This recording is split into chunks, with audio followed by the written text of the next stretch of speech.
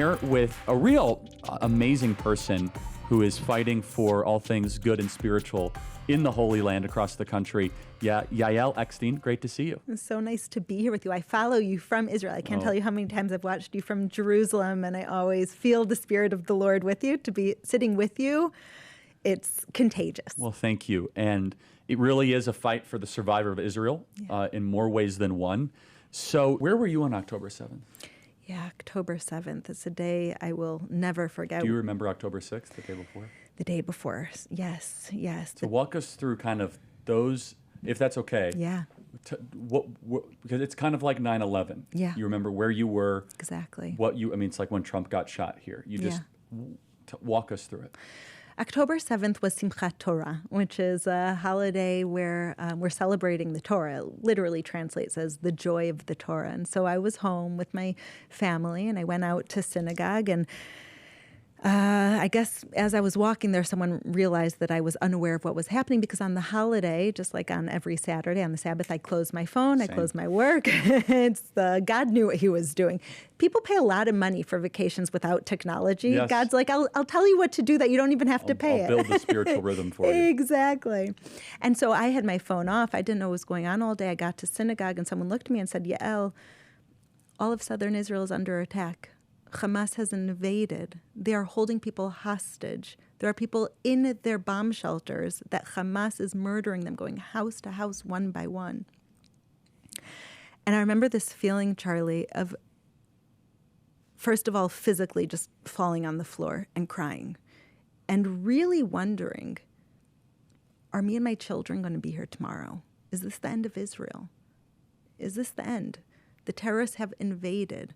We are surrounded by enemies on every single side. Is this the end of Israel? And then God moved me in such a powerful way. And what I heard him say was, Yael, all of your humanitarian work was brought for now.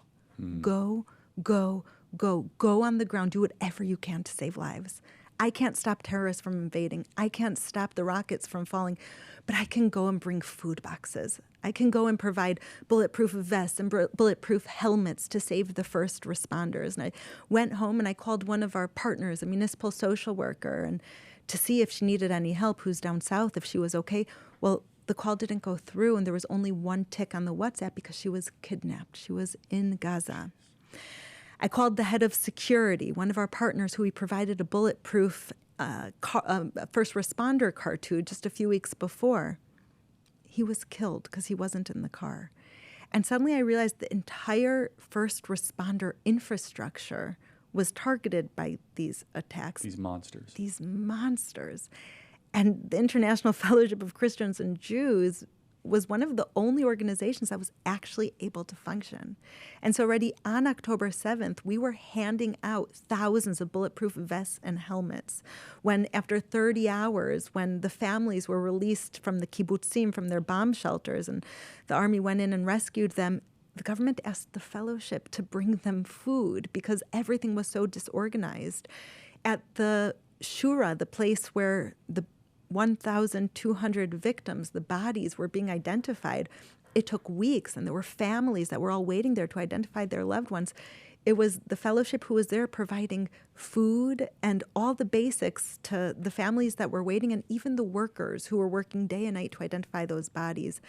And I realized that God has put us here for such a time as this, that I can't stop the terrorists. I can't protect these communities, but I could be there to provide life-saving aid, comfort, and the message, Israel's not alone. It might not look like that always on the media or in the EU or in the UN, but there are millions of the silenced majority who are praying for Israel, and you Charlie. provide bomb shelters as well, right? Yes, yes. The need for bomb shelters is something that I think people don't fully understand. There have been over 35,000 rockets launched at Israel from 7 different fronts in 600 days. Israel is the size of New Jersey. My daughter actually went to her first concert. She's 13 years old. And she went to her first concert in Tel Aviv, and There was a code red siren when she was at the concert, which means there's a ballistic missile on its way exactly where she is. And the singer, who's one of the pop stars of Israel, came on the microphone and said, we don't have a bomb shelter big enough for 10,000 people, so now we're all just going to pray. And 10,000 people in the stadium started saying psalms for the protection. And that, I think, is one of the most important messages and lessons in Israel. We rely on the bomb shelters. We rely on the Iron Dome. But it's this guardian of Israel who neither slumbers nor sleeps. So how do you as a mother, I mean, in America, American parents get really worried if their kid's going to scrape their knee. Yeah. I mean, you send a kid to a concert that a ballistic missile might hit it. How do you process that as a mom and as a citizen? You don't allow the terror to control your life. Is that right? We refuse to give in to this evil. And that's why the International Fellowship of Christians and Jews specifically focuses on the children and where bomb shelters would be needed for children. We placed bomb shelters next to every single school bus stop from 0 to 9 kilometers from the border with Hezbollah, with Lebanon, and next to Syria. And those bomb shelters have been used hundreds of times by school children who were protected because they were there. I remember placing those bomb shelters there because they're mobile. They're made in a factory, and then on a big car, on a big truck, they're brought there and placed, and they're there permanently and just as effective as the ones that are made in place. And I remember as we were placing these bomb shelters, we came under attack, that there were code red sirens, bombs falling all over. And I remember thinking, okay, I'm called to be here right now because if I'm not here placing this bomb shelter, the children won't have anywhere to go. And actually a rocket hit a soup kitchen of the fellowship. In Kiryat Shmona, we have soup kitchens in every single city, basically, in Israel. And so one is just less than a mile from Lebanon in Kiryat Shmona, where there's a very poor population, an elderly population. They rely on these meals. And during the war, a rocket struck the soup kitchen. Actually, one of our volunteers was wounded, and I went straight there. And I said, by tomorrow morning, we're producing the meals again.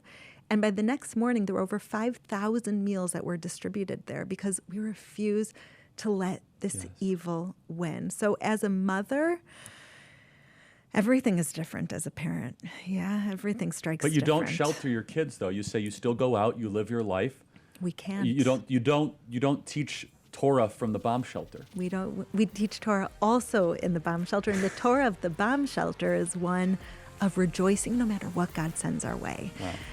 And so I think that with every hard situation, you have a decision in life and in war and every other. Am I going to give in to the evil and let the evil win?